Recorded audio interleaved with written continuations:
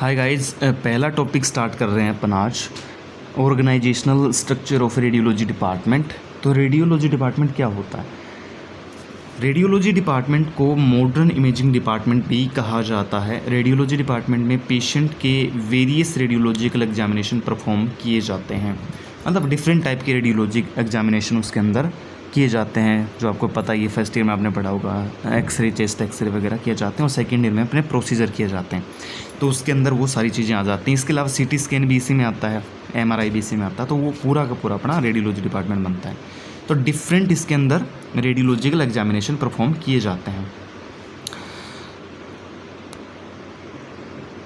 Radiology department में following imaging services provide करवाई जाती हैं। कौन कौन सी सर्विसेज होती हैं? कन्वेंशनल एक्सरे, जो पुराने टाइम में जो अपना होता था फिल्म बेस्ड, उसकी बात कर रहा है। उसके बाद में आता है डिजिटल एक्सरे, जो कि करंट में यूज़ किया जाता है, इमेज इंटेंसिफायर का यूज़ करके, और अपना जो ये डिजिटल डिटेक्टर का यूज़ करके परफॉर्म किया जाता है। फिर पीएसपी प्लेट का यूज़ करके, जो आईवी प्लेट होती है ना, इमेजिंग प्लेट का यूज़ करके जो इमेजिंग करी जाती है, उसमें डिजिटल आता है एक्सरे। उसके बाद में डिजिटल मेमोग्राफी, ठीक, आजकल डिजिटल होगी, पहले कैसेट बेस्ड थी। उसके बाद में आता है अल्ट्रासाउंड एंड कलर डॉपलर, ये भी रेडियोलॉजी में आता है। डेक्सा स्कैन, जो बोन मिनरल डेंसिटी को मेजर करते हैं ना, वो आता है। उसके बाद में ड्यूल एनर्जी एक्सरे एब्जॉर्प्शोमेट्री जो है ना, डेक्सा। उसके बाद में सीटी स्कैन आता है, एमआरआई आता है, इंटरवेंशनल रेडियोलॉजी आईआर आता है, फिर पेट सीटी आता है। तो ये सारे के सारे अपने इसी डिपार्टमेंट में आती है, रेडियोलॉजी डिपार्टमेंट में। तो इंट्रोडक्शन में अपने डेफिनेशन बता दी क्या है, और उसके बाद में कौन कौन सी सर्विसेज प्रोवाइड करवा जाती हैं वो बताया।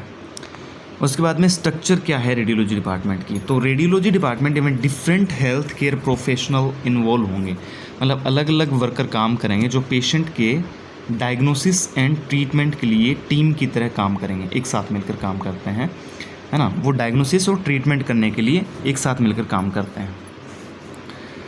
हेड ऑफ डिपार्टमेंट और एडमिनिस्ट्रेटर एचओडी। तो सबसे पहले रेडियोलॉजी डिपार्टमेंट के एचओडी के बारे में बात करेंगे। एचओडी रेडियोलॉजी डिपार्टमेंट के ऑपरेशन एंड एडमिनिस्ट्रेशन के लिए रिस्पॉन्सिबल होगा। तो पूरा का पूरा जो डिपार्टमेंट है रेडियोलॉजी, उसको ऑपरेट करने का काम जो है वो एचओडी करता है। एडमिनिस्ट्रेट करने का काम और ऑपरेट करने का काम, ठीक है, वो एचओडी करेगा। एडमिनिस्ट्रेशन में मतलब किसको स्टाफ को रखना है, किस टाइप से वो काम करेगा स्टाफ, वो पूरा का पूरा, और वो ऑपरेट करने का काम है ना, उनकी वर्किंग ड्यूटी वगैरह डिसाइड करना, कौन सा कितने बजे तक काम करेगा, ये सब चीज़ें ऑपरेट करेगा वो। वह वेरियस पॉलिसी की प्लानिंग करेगा, मतलब पॉलिसी बनाएगा और उनको इम्प्लीमेंट करेगा। इम्प्लीमेंट का मतलब लागू करेगा, पॉलिसी बना करके डिपार्टमेंट में लागू करेगा उनको। पॉलिसी की प्लानिंग हॉस्पिटल अथॉरिटी करेगी। तो एचओडी को कहाँ से मिलेगी पॉलिसी? ऊपर से, जो ऊपर डिपार्टमेंट अथॉरिटी बैठी ना, वहाँ से एचओडी को ये पॉलिसी मिलने वाली है। लेकिन उनको एस्टैब्लिश करने का काम जो है, मतलब लागू करने का काम जो है, वो नीचे एचओडी करेगा। तो ये था इंट्रोडक्शन एचओडी का। रोल क्या क्या है एचओडी या फिर एडमिनिस्ट्रेटर इसको बोलते हैं। रेडियोलॉजी डिपार्टमेंट का ऑपरेशन एंड एडमिनिस्ट्रेशन करना, पॉलिसी की प्लानिंग करना और उनको इम्प्लीमेंट करना, दोनों काम अपन देख चुके हैं पहले। मेडिकल स्टाफ की ड्यूटी एंड उनमें वर्क अरेंजमेंट करना, मतलब कौन सा स्टाफ कहाँ ड्यूटी करेगा, है ना, और उनका वर्क अरेंजमेंट करना, किस हिसाब से अरेंज करेंगे उनको, वो काम इसी का होता है, एचओडी का होता है। उसके बाद में मेडिकल स्टाफ की एक्टिविटी का सुपरविजन करना, मतलब सही से काम कर रहे हैं या नहीं कर रहे, उस चीज़ को देखने का काम भी एचओडी का है, वो सुपरविजन के अंदर आता है। Medical staff and other department के साथ रिलेशनशिप एस्टेब्लिश करना, जैसे लेबोरेटरी डिपार्टमेंट है या फिर ऑर्थोपेडिक्स डिपार्टमेंट है, तो उनके साथ में ये जो है रिलेशनशिप एस्टेब्लिश करेगा, एचओडी करेगा। रेडियोलॉजी डिपार्टमेंट के लिए सेम वही पॉलिसी बनाना। रेडिएशन डिपार्टमेंट में रेडिएशन सेफ्टी एंड प्रोटेक्शन को मेंटेन करना, मतलब रेडिएशन सेफ्टी रहे, है ना, अंडर सेफ सिक्योर काम करे स्टाफ पूरा का पूरा, और उनकी प्रोटेक्शन रहे, इस चीज़ को मेंटेन करने का काम भी एचओडी का ही है। स्टाफ की परफॉर्मेंस एंड सर्विस की क्वालिटी को इवेलुएट करना, मतलब स्टाफ की परफॉर्मेंस क्या है और उनकी सर्विस की क्वालिटी कैसी है, इस चीज़ को मेज़र करना, इवेलुएट करने का काम भी एचओडी का होता है। सेकंड स्टाफ में आता है रेडियोलॉजिस्ट। क्या होता है रेडियोलॉजिस्ट? रेडियोलॉजिस्ट मेडिकल डॉक्टर होता है, जो रेडिएशन के मेडिकल यूज़ में एक्सपर्ट होता है, जो रेडिएशन का यूज़ करके मेडिकल जो इमेजेस आई हैं, है ना, तो उनको इंटरप्रेट करने का काम, उनको देखने का काम, उनको उनकी रिपोर्ट बनाने का काम, तो ये काम होता है अपना रेडियोलॉजिस्ट का। वो उसमें एक्सपर्ट होता है उस चीज़ में। वो different imaging techniques like x ray, computer tomography, CT, MRI, nuclear medicine, positron emission tomography, PET and ultrasound का यूज़ करके डिजीज़ को ट्रीट करने में एक्सपर्ट होता है। तो ये सारी की सारी मॉडलिटीज़ का यूज़ करके वो डिजीज़ को ट्रीट करने वाला है। रोल क्या क्या है, रेडियोलॉजिस्ट के रोल के बारे में बात करते हैं। तो सबसे पहले वो रेडियोलॉजिकल इमेजेस को रीड एंड इंटरप्रेट करेगा, मतलब उनको देखना और इनको इंटरप्रेट करना। इमेज गाइडेड बायोप्सी परफॉर्म करना, है ना। इमेज गाइडेड का मतलब ये है कि जो सीटी है, एमआरआई है, उसके अंडर जो बायोप्सी करी जाती है, नीडलिंग करी जाती है, जो चल रही है, जैसे इमेज इंटेंसिफायर चल रहा है, फ्लूरोस्कोपी, उसके अंडर वो बायोप्सी परफॉर्म कर रहा है, तो वो आती है इमेज गाइडेड बायोप्सी में। डिजीज़ को डायग्नोज करना एंड ट्रीटमेंट प्लानिंग को कंस्ट्रक्ट करना। सबसे पहले डिजीज़ को डायग्नोज करेगा, है ना, उसकी जांच करेगा और उसके बाद में ट्रीटमेंट प्लान करेगा। तो ये काम भी रेडियोलॉजिस्ट का होता है। इंटरवेंशनल रेडियोलॉजी से डिजीज़ को ट्रीट करना, है ना। इंटरवेंशनल रेडियोलॉजी से डिजीज़ वो ट्रीट करेगा। इंटरवेंशनल रेडियोलॉजी में इन्वेंसिव प्रोसीजर किए जाते हैं, हाँ, जिसमें कट लगा के गाइड वायर, कैथेटर जो डालते हैं, वो इंटरवेंशनल रेडियोलॉजी में आता है। तो वो रेडियोलॉजिस्ट ही करता है, वो उस डिजीज़ को ट्रीट करने का काम भी रेडियोलॉजिस्ट का है। रेडियोलॉजिक टेक्नोलॉजिस्ट को मैनेज एंड गवर्न करना, जो टेक्नोलॉजिस्ट है, जो टेक्नीशियन है, उसको मैनेज करने का काम अपना रेडियोलॉजिस्ट का होगा। मेडिको लीगल केस को एग्जीक्यूट करना, ये भी काम रेडियोलॉजिस्ट का होता है। जो मेडिको लीगल केस आए ना, वो रेडियोलॉजिस्ट हैंडल करेगा। रेडियोलॉजी डिपार्टमेंट को एडमिनिस्ट्रेट करने का काम भी रेडियोलॉजिस्ट का होता है। वो साथ में अपना एचओडी का होता है और ये भी उसमें हेल्प करता है। थर्ड डिपार्टमेंट का जो इंसान है, स्टाफ है, वो आता है मेडिकल फिजिसिस्ट। मेडिकल फिजिसिस्ट के पास रेडिएशन फिजिक्स में मास्टर डिग्री होती है, उसने मास्टर करी होती है रेडिएशन फिजिक्स में।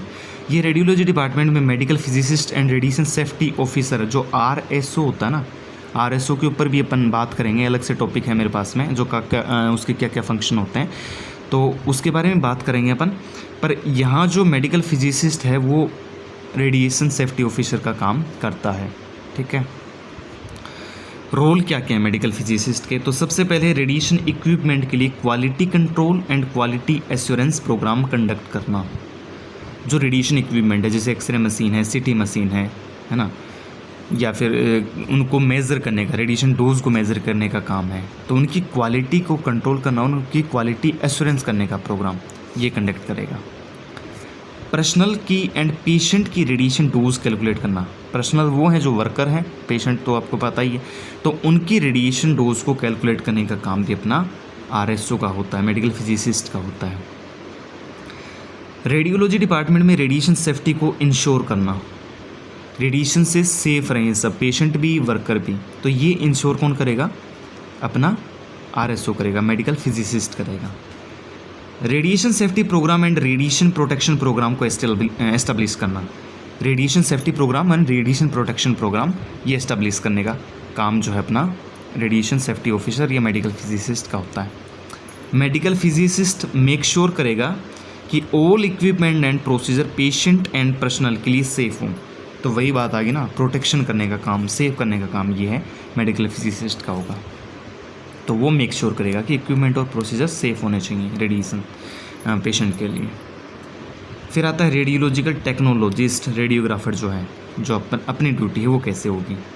तो सबसे पहले इंट्रोडक्शन, रेडिएशन टेक्नोलॉजिस्ट जो है वो रेडिएशन पर्सनल में क्वालिफाइड होता है, रेडिएशन के काम में क्वालिफाई होता है वो, जो डायग्नोस्टिक इमेजिंग एग्जामिनेशन परफॉर्म करेगा, सारे के सारे डायग्नोस्टिक एग्जामिनेशन, है ना। ट्रीटमेंट का काम यहाँ पे नहीं है, यहाँ पे सिर्फ डायग्नोज का काम है ना। डिजीज़ को डायग्नोज करने का काम जो है वो रेडिएशन टेक्नोलॉजिस्ट करने वाला है। Technologist accurate patient positioning and quality diagnostic images के लिए रिस्पॉन्सिबल होगा। क्या करेगा टेक्नोलॉजिस्ट, पेशेंट की प्रॉपर पोजिशनिंग करेगा और उसके बाद में एक अच्छी क्वालिटी वाली डायग्नोस्टिक इमेज अपने को बना के देगा। ये काम होता है अपना टेक्नीशियन का। Radiologic technologist various medical imaging test perform करता है, like x-ray, CT scan, MRI and other medical imaging examination. तो ये सारे के सारे एग्जामिनेशन कौन करेगा, अपना टेक्नोलॉजिस्ट करेगा। यह रेडियोलॉजिस्ट के सुपरविजन के अंडर काम करेगा। तो टेक्नोलॉजिस्ट जो है, टेक्नीशियन जो है अपना, वो रेडियोलॉजिस्ट के अंडर काम करता है। तो इसके काम बता दिए और क्या होता है, कौन होता है, तो दोनों चीज़ें बतानी। उसके बाद में रोल क्या है रेडियोलॉजिक टेक्नोलॉजिस्ट का। तो सबसे पहले पेशेंट की हिस्ट्री लेना, जो पेशेंट आया है डिपार्टमेंट में उसकी हिस्ट्री लेने का काम है। पेशेंट प्रिपरेशन में हेल्प करना, पेशेंट को प्रिपेयर करना है प्रोसीजर के लिए, है ना, जो भी हो रहा है, चेस्ट एक्सरे हो रहा है या फिर कोई प्रोसीजर हो रहा है, आईवीपी हो रहा है, RGMC जो भी हो रहा है, उसमें पेशेंट को प्रिपेयर करने का काम होगा, वो टेक्नोलॉजिस्ट का होगा। उसके बाद में पेशेंट को प्रोसीजर डिस्क्राइब करना या फिर एक्सप्लेन करने का काम होगा। उसके बाद में पेशेंट जो क्वेश्चन पूछ रहा है कि कैसे क्या होगा प्रोसीजर में, मेरे साथ क्या क्या होगा, वो सब चीज़ें बताने का काम जो है वो टेक्नोलॉजिस्ट का होगा। उसके बाद में radiation equipment, x-ray machine CT की बात कर रहा है ये, उसको ऑपरेट करने का काम भी इसी का होगा। पेशेंट की पोजीशनिंग करने का काम होगा, ठीक है। पेशेंट की safety and radiation protection ensure करना, पेशेंट सेफ रहे और रेडिएशन से प्रोटेक्ट रहे, तो ये इंश्योर कौन करेगा, ये टेक्नीशियन करेगा। डायग्नोस्टिक इमेजिंग इक्विपमेंट को मेंटेन करना, जो भी इक्विपमेंट हैं उनको अच्छे से मेंटेन करके रखेगा। अब यहाँ पे क्योंकि अपना DRT कर रहे हैं, अपना काम जो टेक्नीशियन का है, इसलिए अपन ने एक नया एक्स्ट्रा टॉपिक ऐड किया है, क्वालिटी ऑफ रेडियोग्राफर, कि क्या क्या क्वालिटी होनी चाहिए एक रेडियोग्राफर के अंदर। तो सबसे पहले प्रोफेशनली एक्सपर्ट होना चाहिए वो अपने काम के अंदर। रेडियोग्राफर वेरियस डायग्नोस्टिक मॉडलिटीज़ में क्वालिफाइड एंड एक्सपर्ट होना चाहिए। जैसे उसको CT आनी चाहिए, उसको MRI आनी चाहिए, उसको एक्सरे आना चाहिए, प्रोसीजर आने चाहिए, डेक्सा आना चाहिए, सब कुछ आना चाहिए। वो प्रोफेशनली एक्सपर्ट होना चाहिए, क्वालिफाई होना चाहिए। सिंपैथेटिक किसके लिए, पेशेंट के लिए सिंपैथी दिखाने वाला होना चाहिए कि भाई तेरे डिजीज़ है, तेरे प्रॉब्लम है, तो उसके लिए सिंपैथी दिखा रहा है। उसके बाद में अंडरस्टैंडिंग, रेडियोग्राफर पेशेंट की साइकोलॉजी अंडरस्टैंड करे कि उसके दिमाग में क्या चल रहा है ना, उसको सोचना पड़ेगा। ये बात पता कौन करेगा, टेक्नीशियन पता करेगा कि उसके दिमाग में क्या चल रहा होगा, और उसके जवाब वो पहले से ही दे देगा कि आपके साथ ऐसा होगा, आप ऐसा सोच रहे होंगे, तो ऐसा कोई डर की बात नहीं है, ऐसे वैसे, वो सब चीज़ें अंडरस्टैंड करने वाला होना चाहिए। बिना पेशेंट की साइकोलॉजी अंडरस्टैंड किए वो पेशेंट को कन्विंस करने में एबल नहीं होगा। कन्विंस किसके लिए करना है, प्रोसीजर के लिए करना है। तो अगर अंडरस्टैंड ही नहीं कर पाया तो फिर प्रोसीजर वो मना कर देगा पेशेंट की, मैं नहीं करवा पाऊँगा, क्योंकि उसको डर रहेगा। तो उसकी साइकोलॉजी अंडरस्टैंड करके उसको कन्विंस करना पड़ेगा अपने को। चीयरफुल होना चाहिए ताकि वो पेशेंट को प्रोसीजर के ड्यूरिंग कोऑपरेट कर पाए, है ना, उसके हंसी मजाक थोड़े यूँ हो जाए, मतलब उसकी भावनाओं को समझना एक टाइप से। तो चीयरफुल होना चाहिए, रूडली नहीं होना चाहिए, मतलब चीयरफुल होना चाहिए एकदम। Clean and tidy, radiographer must dressed हो नीटली एंड टाइडली, यह पर्सनल एंड जनरल हाइजीन के लिए इम्पोर्टेंट होगा। तो अच्छे से ड्रेस होना चाहिए, एकदम परफेक्ट यूनिफॉर्म में होना चाहिए और एकदम हाइजीन मेंटेन करने वाला इंसान होना चाहिए। Highly cooperative, radiographer each patient के लिए हाईली कोऑपरेटिव होना चाहिए, कोऑपरेट करने वाला इंसान होना चाहिए। Maintain privacy, radiographer and patient की प्राइवेसी मेंटेन करें, मतलब प्रत्येक पेशेंट की, जितने भी पेशेंट आर डिपार्टमेंट, सबकी प्राइवेसी मेंटेन करने वाला इंसान होना चाहिए। वह पेशेंट की आइडेंटिफाई को किसी अदर पर्सन के साथ डिस्क्लोज न करे। रेडियोग्राफर जो पेशेंट आया है उसकी प्राइवेसी को किसी अदर के साथ में शेयर नहीं करे, वो कि ये कौन था, है ना, कहाँ का है, ऐसे वैसे। इसके अलावा परफॉर्म किए एग्जामिनेशन के रिजल्ट भी अदर के साथ डिस्क्लोज न करे। तो जो परफॉर्म किए गए कि इसका कौन कौन सा स्कैन हुआ है वो भी बाहर किसी को बताए नहीं, डिस्कस नहीं करे उसके बारे में। अब नेक्स्ट स्टाफ आता है रेडियोलॉजिक नर्स। कौन होता है, एक क्वालिफाइड नर्स जो रेडियोलॉजी डिपार्टमेंट में काम करने के लिए सर्टिफाइड हो। मतलब रेडियोलॉजी डिपार्टमेंट में क्योंकि रेडिएशन होती है तो उसके लिए नर्स को भी क्वालिफाई होना पड़ेगा ना, कि कैसे सेफ रहेगी वो।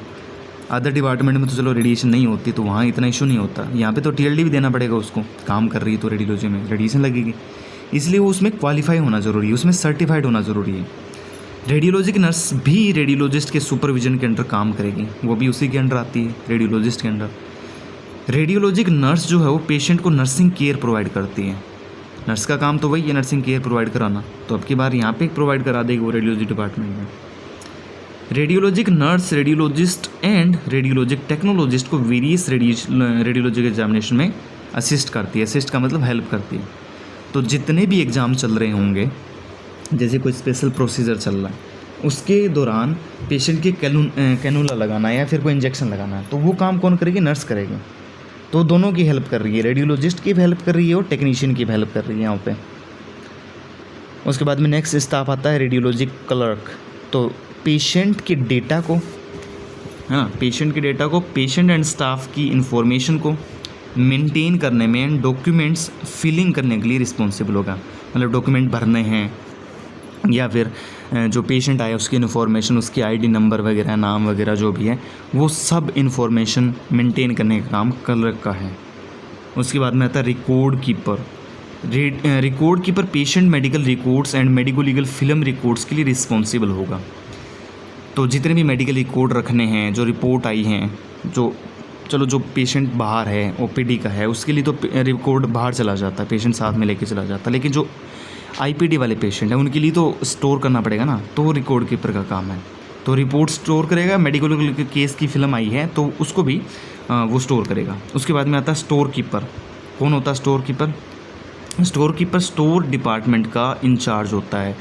स्टोर में क्या होता है अपने, जैसे एक्सरे की फिल्म आई हैं बहुत सारी, है ना, कोई कॉन्ट्रास्ट मीडिया वगैरह है ना, एक एक सीजर से लगा के टेप वगैरह है, जो भी इक्विपमेंट आने हैं, बैंडेज आ गए या फिर गोस पीस आ गई, तो सब चीज़ों का जो स्टोर रखने का काम है वो स्टोर कीपर का होगा।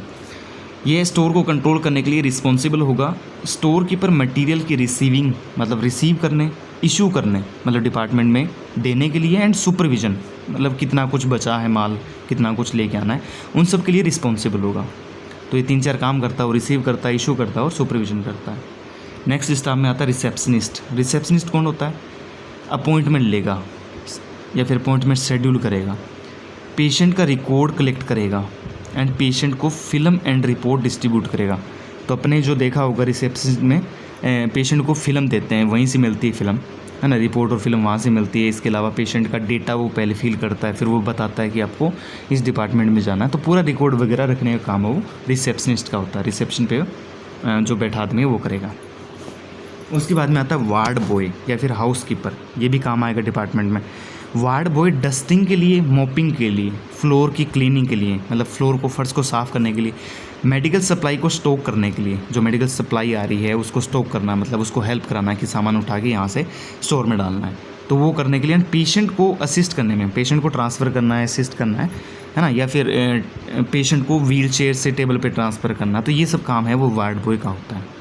हाउस कीपर उसमें साथ में आ जाएगा। हाउस कीपर तो ये काम करेगा, डस्टिंग, मॉपिंग और फ्लोर की cleaning, medical supply. Ward boy अलग काम करेगा, पेशेंट को ट्रांसफ़र, पेशेंट को असिस्ट करने में हेल्प करेगा। तो ये टॉपिक पूरा हो चुका है। इसका थोड़ा डायग्राम देखते हैं। प्रिंसिपल एंड कंट्रोलर है, medical superintendent, principal medical officer PMO, उसी को बोलते हैं मेडिकल सुपरिटेंडेंट को। Nursing administrator office administration, vice principal इस साइड आ जाएगा, एकेडमिक का काम करेगा। एकेडमिक में कौन कौन से, जैसे मेडिकल कॉलेज का एडमिनिस्ट्रेशन करना, ऑफिस का, एकेडमिक का रिकॉर्ड रखना, ये सब काम है वो वाइस प्रिंसिपल के होंगे। एचओडी के बारे में बात करा, क्या क्या करता है एचओडी? रेडियोलॉजी डिपार्टमेंट को, रेडियोथेरेपी डिपार्टमेंट को, कार्डियोलॉजी को, गायनेकोलॉजी को, पेडियाट्रिक एंड क्लिनिकल को, मेडिसिन को, इन सबको वो संभालते हैं। इन सब में होते हैं एचओडी।